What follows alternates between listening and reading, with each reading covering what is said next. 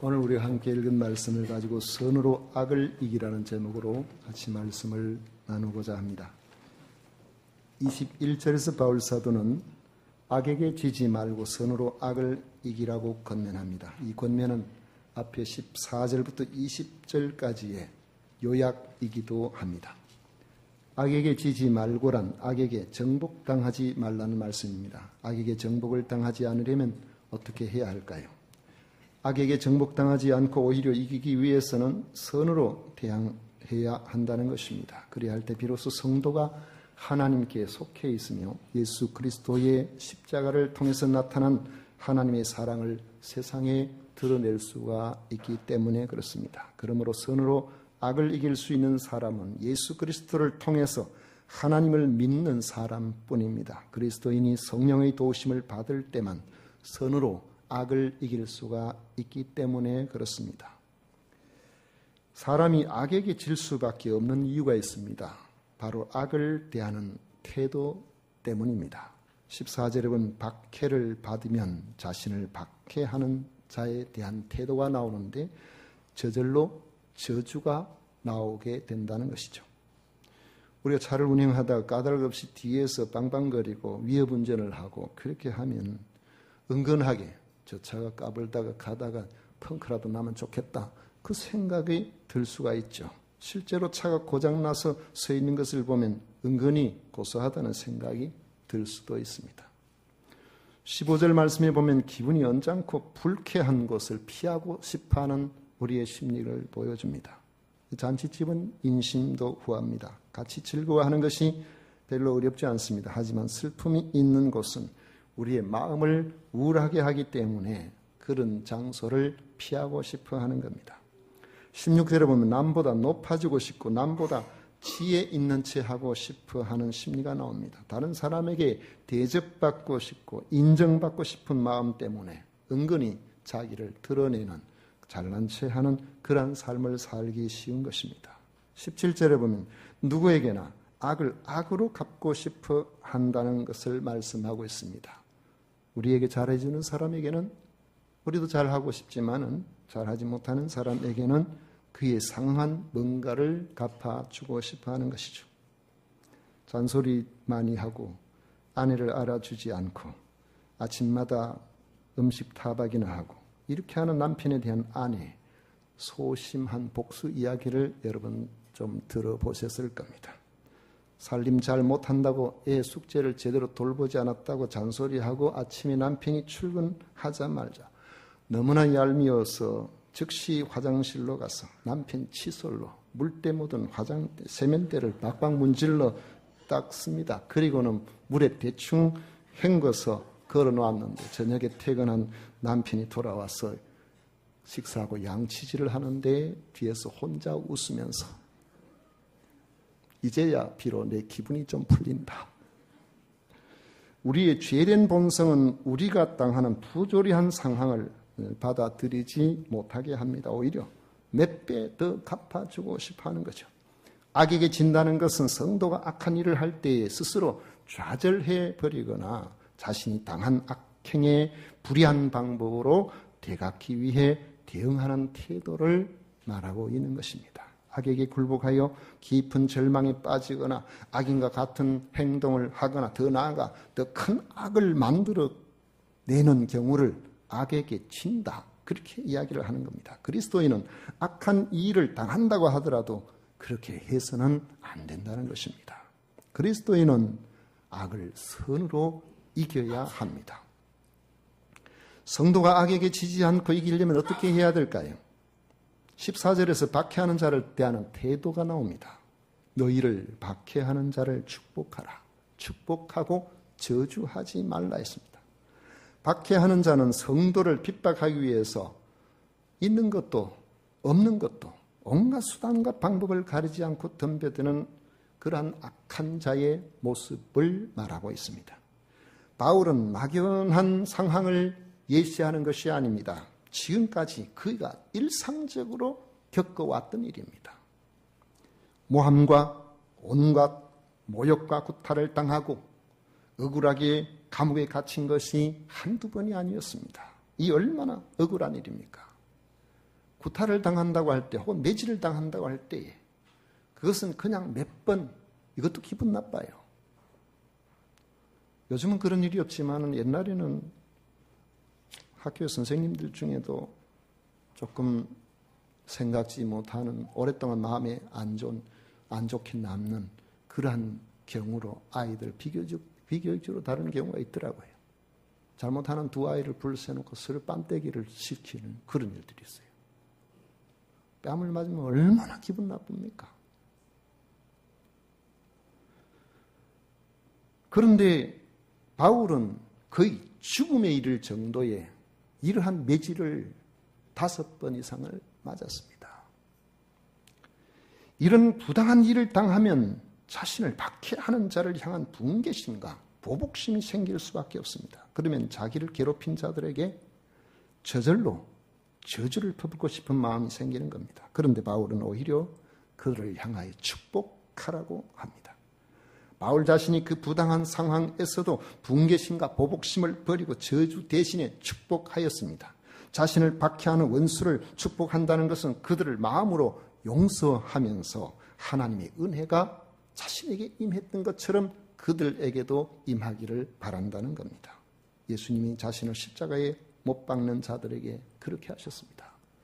누가복음 23장 34절에 보면 이 예수께서 이르시되 아버지 저들을 사하여 주옵소서 자기들이 하는 것을 알지 못함이니이다 했습니다.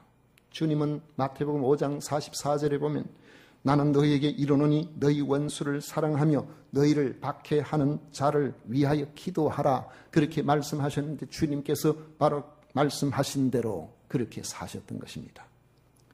예수님의 제자요 사도의 삶을 사는 바울이 그렇게 살았고 이제 로마의 그리스도인들도 그렇게 살라고 명령하고 있는 것입니다.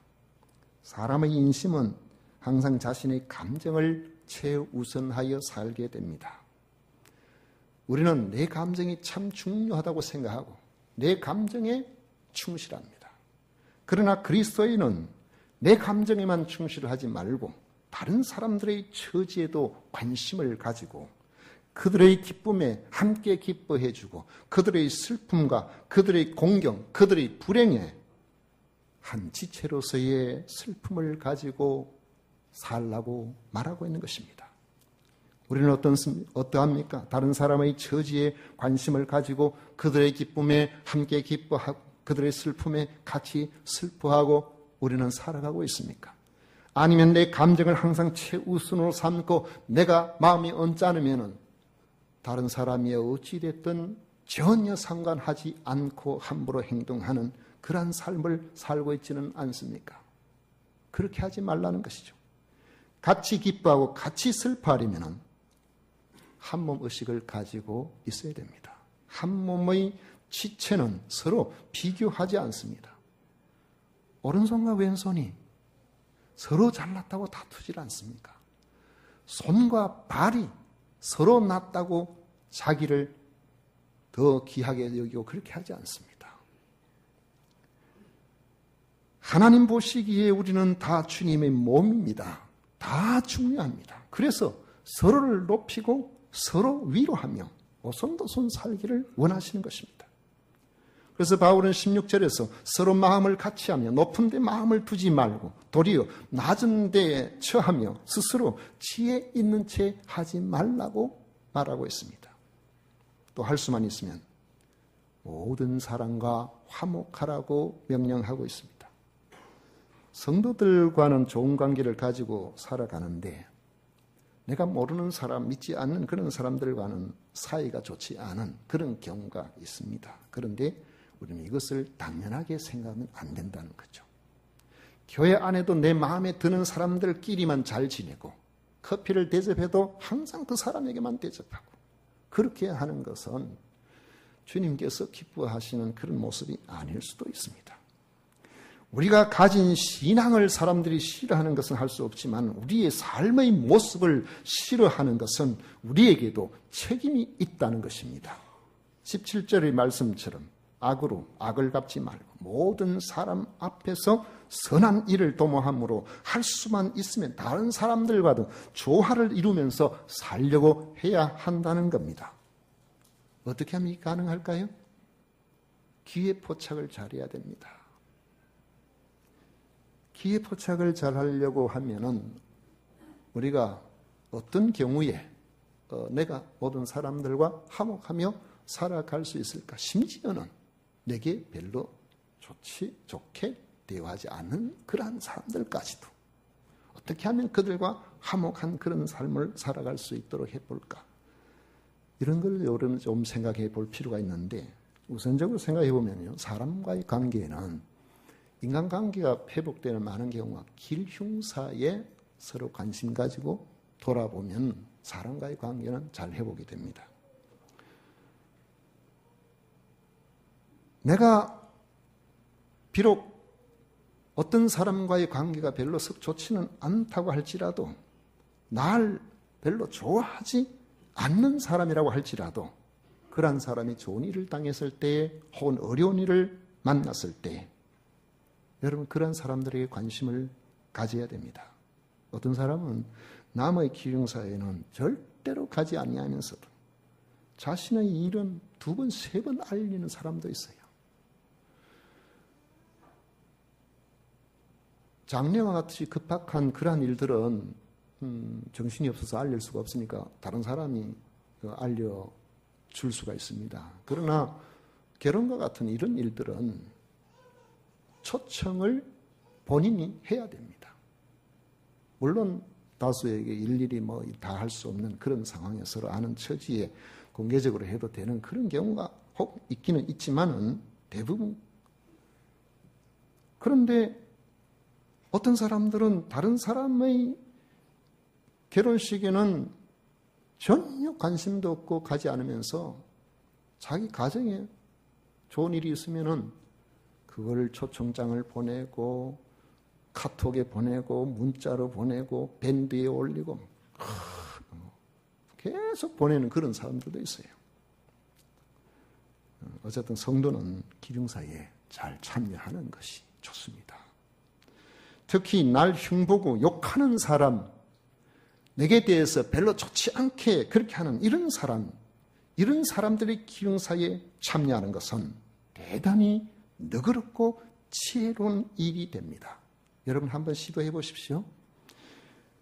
여러분들을 힘들게 하고 여러분들 뒤에서 흉보고 이런 사람들이 혹시 좋은 일이나 어려운 일이 있을 때 적극적으로 한번 참여해 보십시오. 다시는 여러분들 흉보지 않을 겁니다.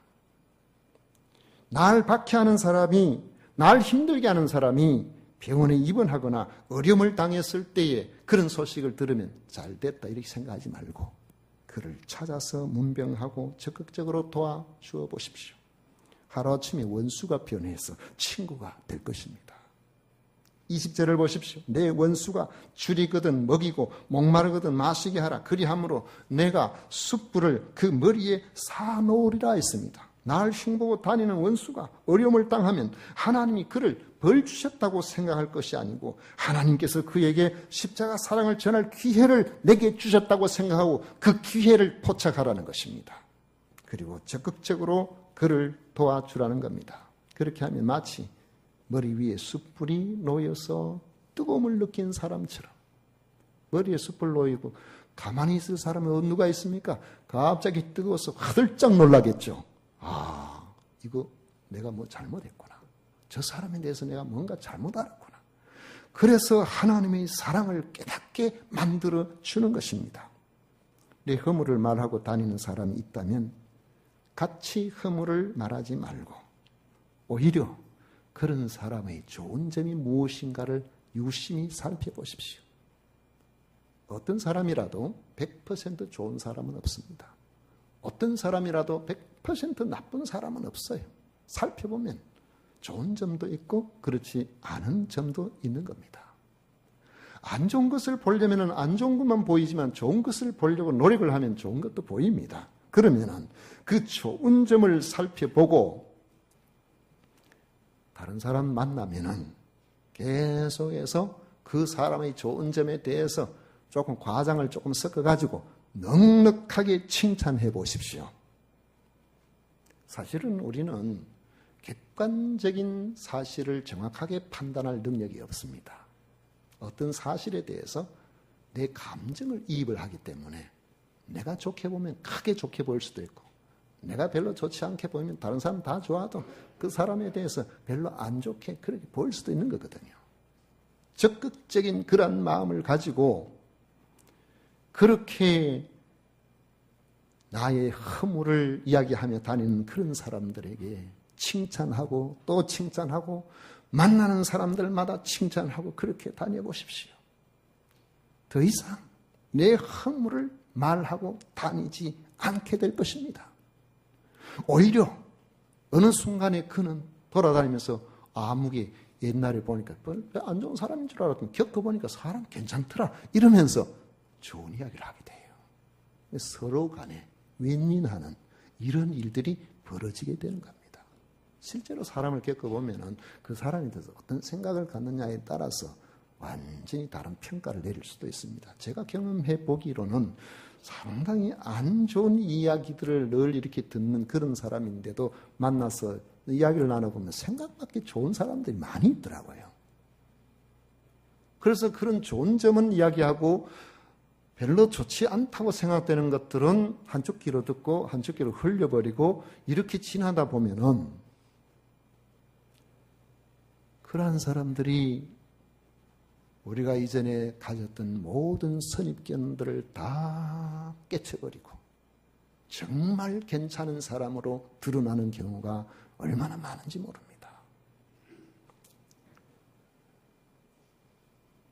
사람이 부당한 박해를 당하게 되면 분한 마음이 들어서 저주하고 싶고 보복하고 싶은 마음이 들 수가 있지만은 선으로 악을 우리는 이겨야 되는데 이유가 있습니다. 왜냐하면 개인적인 보복을 성경은 철저히 금하고 있기 때문에 그렇습니다. 19절 말씀에 보면 내 사랑하는 자들아 너희가 친히 원수를 갚지 말고 하나님의 진노하심에 맡기라. 기록되었으되 원수 갚는 것이 내게 있으니 내가 갚으리라고 주께서 말씀하시니라. 성도는 자신을 괴롭히는 원수가 단순히 내 원수만 되는 것이 아니고, 자, 밑줄을 빨간 줄로 한번 꺼봅니다. 하나님의 원수가 된다는 사실을 기억하시길 바랍니다. 왜요? 우리는 하나님의 자녀예요. 우리는 하나님의 자녀이기 때문에 나를 괴롭히는 원수는 나의 원수일 뿐만 아니라 하나님의 원수가 되는 것입니다. 학교에서 내 자식이 학교에 갔는데 아이가 약하다고 우리 애를 괴롭히는 아이가 있다는 그런 이야기를 들었어요. 여러분, 그것을 알면은 그걸 아는 순간부터 그 부모가 밤잠을 자지 못합니다. 아이를 학교에 보내놓고도 안절부절합니다.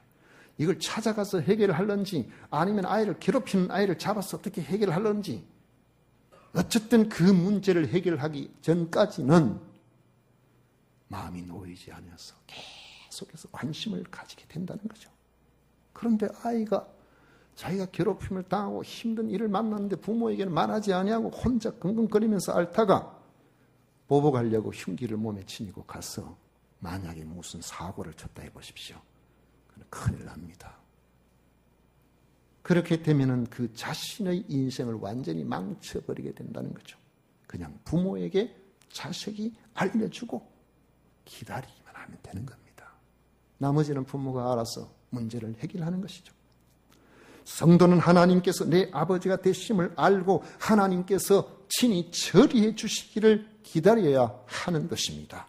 하나님께서 성도의 원한을 풀어주신다고 말씀하셨기 때문에 그렇습니다. 원수 갚는 것을 하나님께 말씀드리고 우리의 원수와는 다른 삶의 태도를 유지해야 하는 것이에요. 그러면은 하나님께서 주시는 그 은혜가 얼마나 크게 작용하는지, 우리를 박해하고 우리를 힘들게 하는 사람을 향하여서 축복하는 것, 어려운 일을 당할 때 오히려 가서 도와주는 것.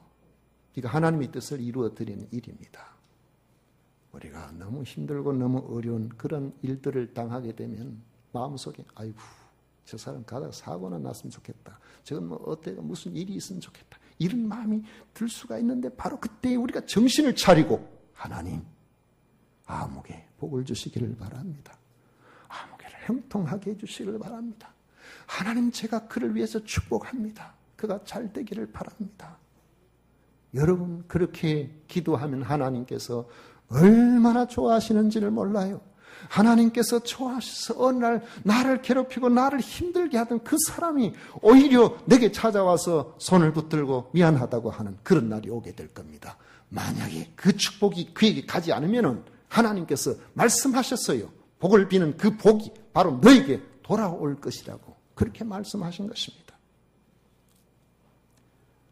원수를 향하여 오히려 저주하지 아니하고 축복하고 어려움을 당할 때에 그에게 도움을 아끼지 않는 그러한 사랑. 이 사랑을 오늘 여기 말씀 15절에 잘 말씀하고 있죠? 19절, 20절이네요. 바람 불어가지고 제 성경책이 한 장 넘어갔어요. 같이 20절 한번 읽어봅니다. 다 같이 읽습니다. 내 원수가 줄이거든 먹이고 목마르거든 마시게 하라. 그리함으로 내가 숯불을 그 머리에 쌓아놓으리라. 내가 숯불을 그 머리에 쌓아놓으리라. 이런 사랑을 요즘은 그 이분에 대해서 여러분 잘 모르신 분도 많겠습니다만은 안이숙 사모님이라면은 예전에 한 30년 전, 40년 전만 해도 죽으면 죽으리라, 죽으면 살리라는 책을 지은 저자로서 유명한 분입니다. 참 그 책을 읽으면 감동적인 내용. 하나님께서 일제치하 때 어떻게 역사하셨는지 그 당시의 여러 상황들을 잘 이렇게 적어놓고 있는데 그분 책 보면은 그 책 가운데 죽으면 죽으리라, 죽으면 살리라 그 책 말고 그 다음에 나온 책인 것 같아요. 거기에 보면 숯불 사랑이라는 주제로 쓴 내용이 나옵니다. 바로 내 원수가 줄일 때 먹이고 내 원수가 헐벗을 때 입히고 내 원수가 고통당할 때 그를 도와주는 이러한 사랑, 이 사랑을 숯불 사랑이다. 그렇게 표현하고 있는 거죠. 이 시간에 내 마음을 불편하게 하는 사람이 혹 떠오르지는 않습니까? 그것이 내 가족일 수도 있어요. 시댁 식구일 수도 있어요. 교회 안에 특정한 누구일 수도 있습니다. 지금은 어느 정도 잊은 것처럼 보이지만은 수십 년 전에 나에게 치명타를 입힌 어떤 사람일 수도 있어요.